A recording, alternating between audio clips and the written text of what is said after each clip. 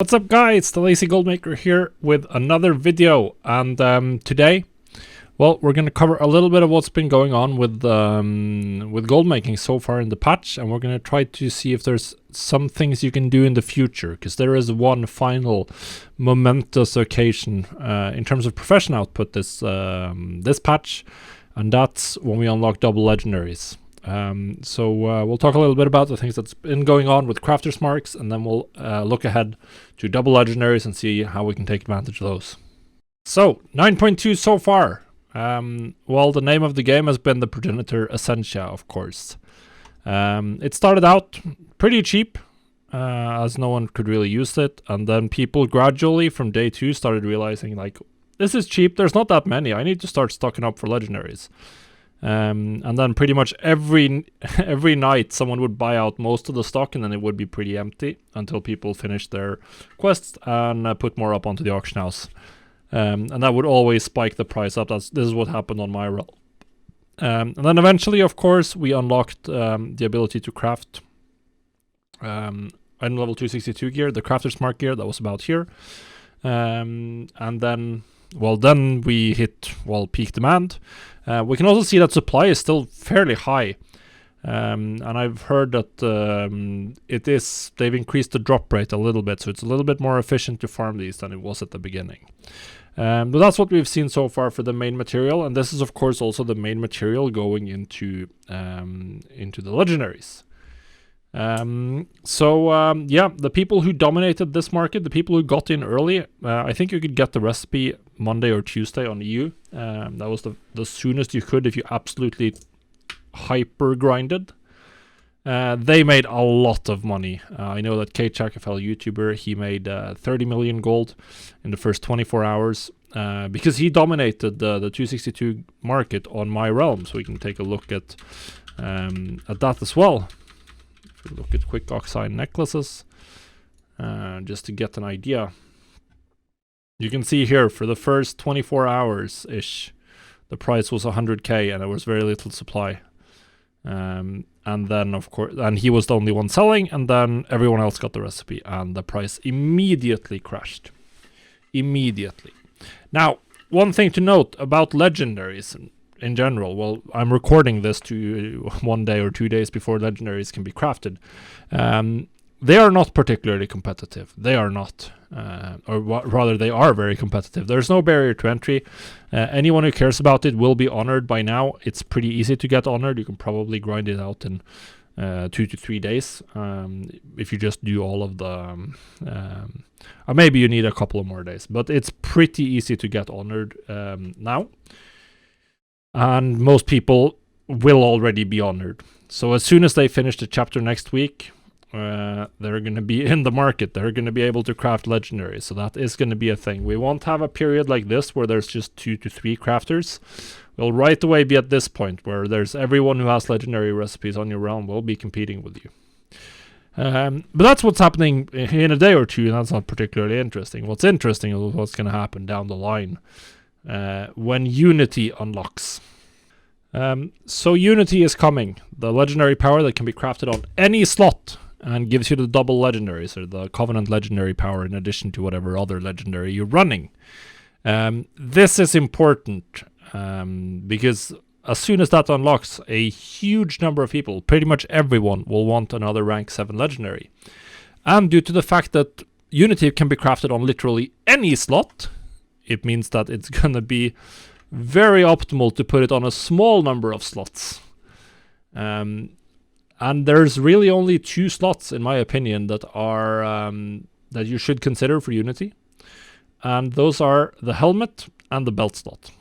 So the helmet is the best tier set covering slot for Unity. If you want to have it in one of the big 3, helmet, chest, legs, the ones with the most main stat per item, or the most stats per item, then helmet is the best one for Unity.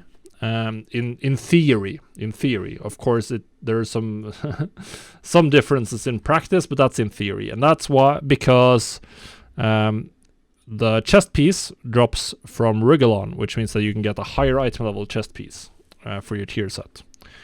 The other part is that if you compare it with legs, your helmet will come with a guaranteed socket. So it's a little bit better than legs. There's not a huge difference. And the same logic holds true for the belt. If you're looking for a non-tier set slot, then the belt is the best one because you get a socket in addition to the basic item. And similar slots to the boots, which is the other high slot non-tier piece that you could consider. But the belt is better because you get a socket on top. So in general, that's what you'll prefer. Well, this is just in a vacuum. One very interesting thing about tier sets is that depending on what tier set pieces you have and their item level, the optimal slot might be something completely different. If I had, say, if I have a mythic item level tier helmet, and I only have a normal item level tier chest, and then I have heroic for the other slots, so I have all 5 pieces, then I'd want to put my unity power on my chest. And there's going to be tons of situations like that. And some people will definitely be moving their legendaries around as they get tier pieces of different item level variations. Before they get the optimal setup with max item level on everything, then they'll want to prefer the helmet if they can, because that's the best overall setup, or the belt. But that's an interesting point, and you might see sales on a lot of different slots. But the belts and the helmets are the best ones. So yeah, if you're gonna take advantage of rank 7 or of double legendaries, you want to be ready with a boatload of belts. And I've taken the liberty of just looking up some guides on Wowhead. Well, Ice Events, I mean. I've been a little bit disappointed with a lot of the class guides in 9.2 because a lot of them don't have information about what slots you should craft your legendaries on. The Warlock one has, for instance, you can see here that he wants to put Unity on the belt for Affliction, and the main reason for that is that Malefic Wrath, the main single target legendary, can only be crafted on tier slots.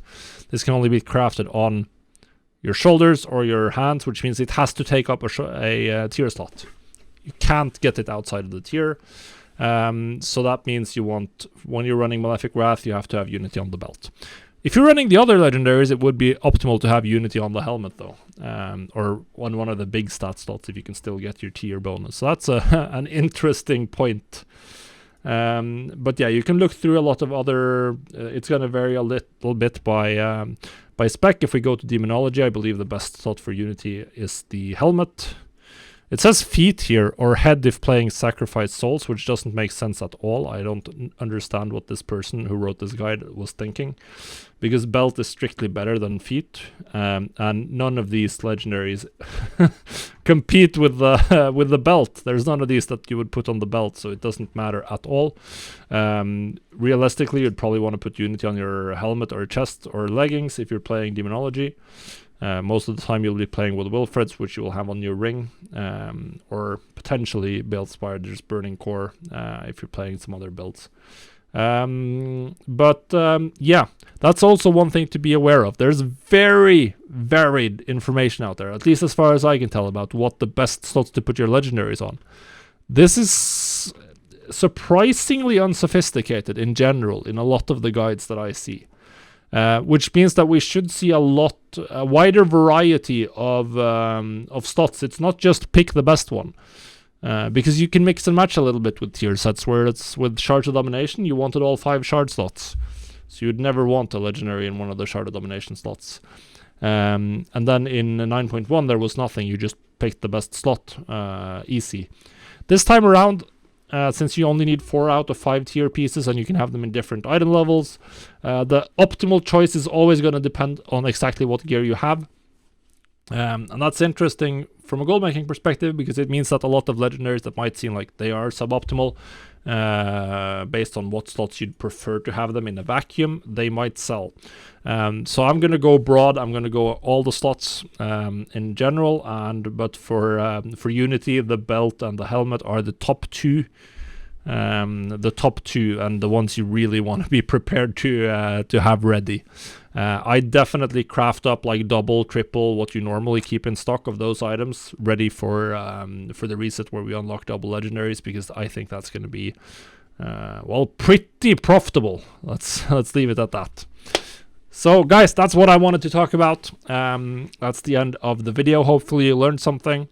And hopefully you learned something about exactly what you're looking for when you're trying to figure out what items are going to be good to sell. And maybe you're ready with the right recipes for for double legendaries. So I hope you have a profitable week. If you want to support the channel, you can do so at patreon.com/thelazygoldmaker, where you, amongst other things, you can get access to, well, video guides like this 7 days ahead of time. So if you want to be there before everyone else, then join us there. Thanks for watching. See you on the next video.